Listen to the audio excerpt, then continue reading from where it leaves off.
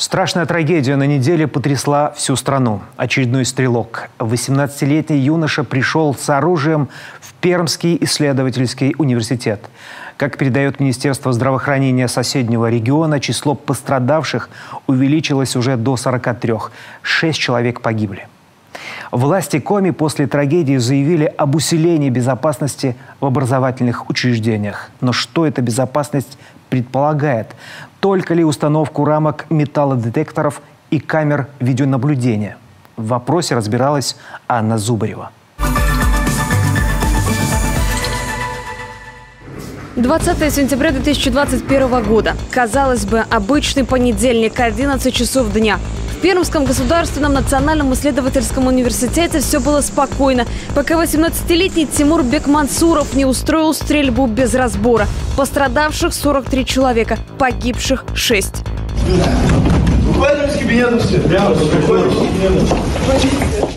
В телеграм-каналы и социальные сети попали кадры, как преступник подходит к зданию университета. Там он совершает первые выстрелы. Спасаясь от нападавшего, студенты выпрыгивали из окон здания. Позже началась организованная эвакуация преподавателей и студентов.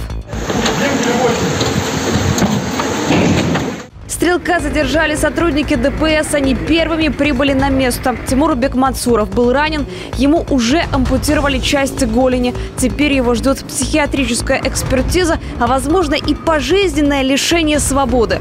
В тот же злополучный понедельник наш министр образования Наталья Якимова сообщила: в Коми усилят меры безопасности в образовательных учреждениях. Только что мы понимаем под этой безопасностью?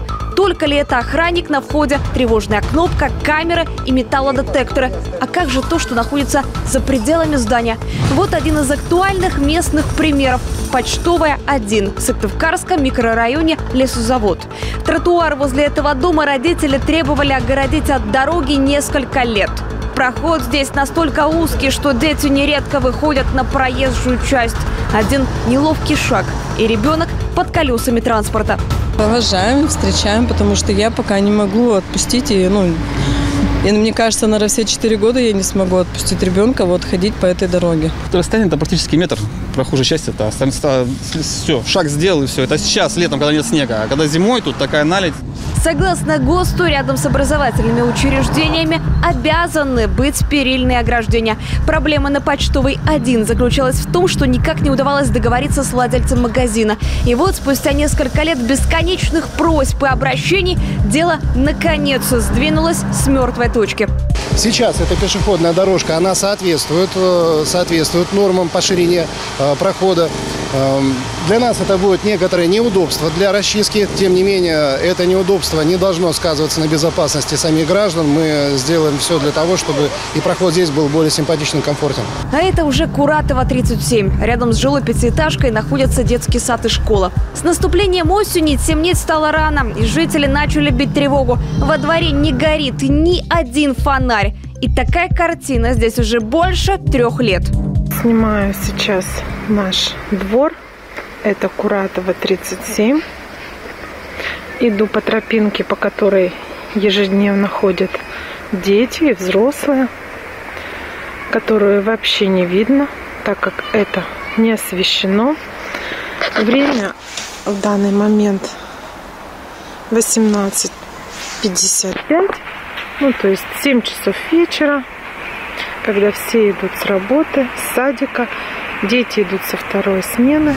Управляющая компания не включает свет на фасаде дома. Мэрия не планирует устанавливать во дворе столбы освещения, отвечая, что земля им не принадлежит.